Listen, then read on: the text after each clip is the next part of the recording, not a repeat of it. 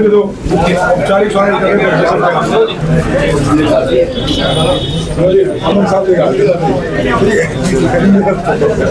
हमें ज्ञापन देने जा रहे हैं डिस्ट्रिक्ट कलेक्टर को, डीसी साहब को। लेकिन उनको एक बात हम इसके जरिए एक बड़ी बात भी कहना चाहेंगे कि कई घर गिरे हैं, एक घर नहीं गिरा है। पोर्टल बंद रहे हैं भिवानी में, गाँव अपना को लिस्ट नहीं कर पाए हैं।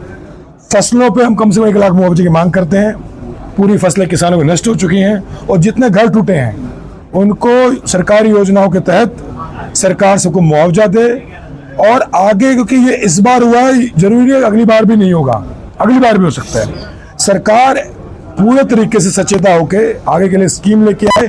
कैसे अगली बार ड्रेन की सफाई करेंगे, कैसे अगली बार हम करेंगे कि जल भराव ना हो, पूरी प्लान और पॉलिसी सरकार सामने लेके आए। और भिवानी में जो बाढ़ आई है, मैं बार बार कहता हूं कि इसको फ्लड डिजास्टर घोषित करना पड़ेगा सरकार को, तभी ऊपर से फंड आएंगे, तभी कोई आगे का कार्रवाई कर पाएंगे डीसी साहब। जहां तक नेताओं का सवाल है, भिवानी में जो भाजपा के नेता उनसे बहुत ज्यादा उम्मीद नहीं करते हैं।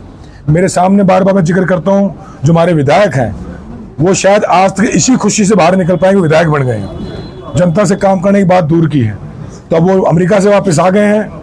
बाकी सरकार से हम कहना चाहते हैं कि आपका जो हनीमून पीरियड था वो खत्म हो चुका है। अब आप जनता के लिए काम करिए और कम से कम जो जल भराव की बड़ी समस्या है, जो लोग घर गिर रहे हैं, जो आज तत्काल का बड़ी समस्या है, उससे हम कैसे निपटे, उसके लिए ब्लूप्रिंट तैयार करिए। इस देश में, पूरे देश में लागू किया गया, फिंगरप्रिंट मैच किया गया। आप उस आधार कार्ड को इंक्लूड करने के लिए सुप्रीम कोर्ट का आदेश देना पड़ा। तो कहीं ना कहीं जो पूरा SIR का मुद्दा है, ये बिहार चुनाव को मैनिपुलेट करने की कोशिश की गई है। मैं आपको एक और बात कहना चाहता हूँ, बिहार में सीमांचल में, क्योंकि डाटे हैं इसके, सीमांचल जिले में सबसे ज्यादा वोट कट हुआ है, सीमांचल के जोन में, जो पूर्णिया, अररिया, किशनगंज और कटिहार जिला थे। और इन चारों जिलों में भाजपा बहुत कमजोर है। जहां भाजपा कमजोर है वहां जो लोग कांग्रेस के वोटर हैं या इंडिया गठबंधन के वोटर हैं, उनके वोट काटे गए। आप डाटा उठाना, सबसे ज्यादा वोट कहीं काटा गया तो बिहार में सीमांचल में काटा गया। तो ये सब भाजपा के लिए इलेक्शन कमीशन काम कर रहे हैं। मैंने पहले भी कहा था, जो हमारे election commission, chief election commissioner हैं, इनकी बेटी नोएडा में DC लगा रखी है, दामाद सहारनपुर में DC लगा रखा है, उत्तर प्रदेश का मैं प्रभारी, कुछ आइडिया मुझे भी है।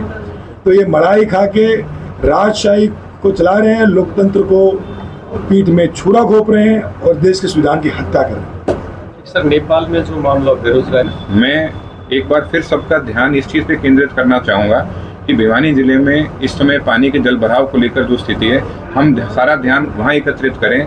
हमें इस समय इस स्थिति से बाहर निकलना जरूरी है।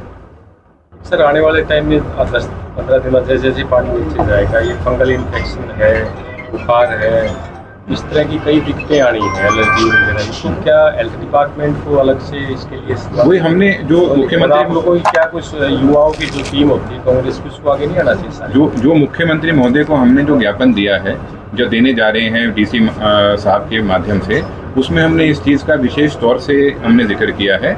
और मैं ये समझता हूँ कि जब आप एक किसी भी जगह पर एडमिनिस्ट्रेटिव तरीके से काम करें, अच्छी एडमिनिस्ट्रेशन अगर आप रखें, तो उसमें हमारे यूथ विंग, सीनियर हमारी DCC की टीम, हर कोई साथ देने को तैयार है, क्योंकि आखिरी में जाकर हमें अपने इलाके का बचाव करना है। तो इसमें हम पूर्ण रूप से तैयार हैं।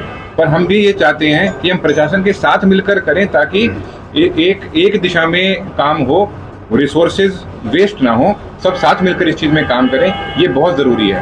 और अगर प्रशासन नहीं करेगा तो हम अपने लेवल पे करेंगे जो हम कर सकेंगे। जनता तो सवाल भी करेगी, जवाब भी मांगेगी।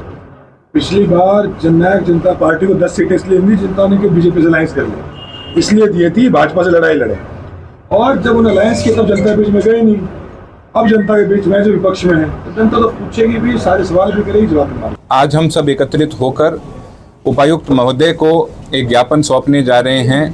पूरे भिवानी जिले में जल भराव की स्थिति बहुत भयानक बनी हुई है।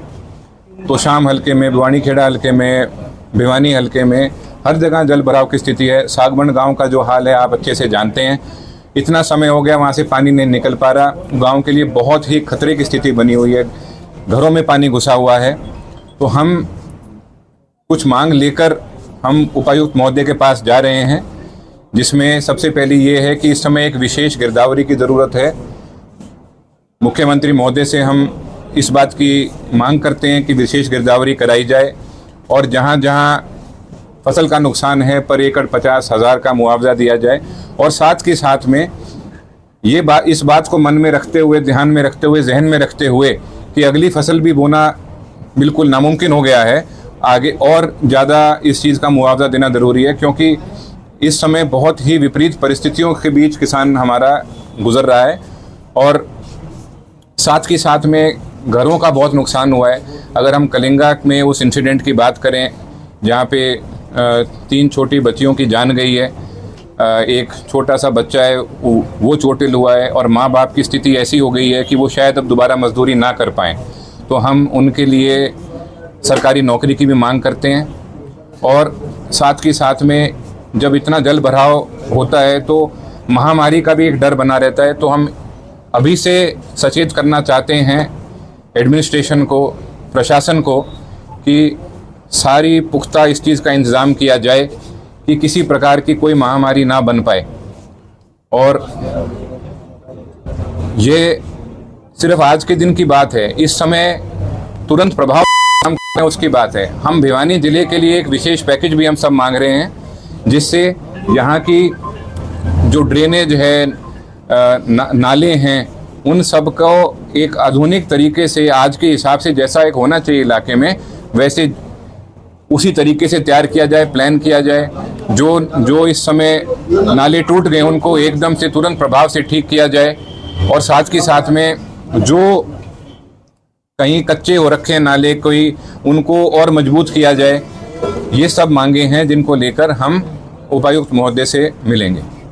अब ये तो इंद्रवेश ऐसा है भैया, अभी तो नुकसान होता चल रहा है। अगर आप बात करें तो कम से कम नहीं तो 15,000 एकड़ की फसल तो खराब हो चुकी है।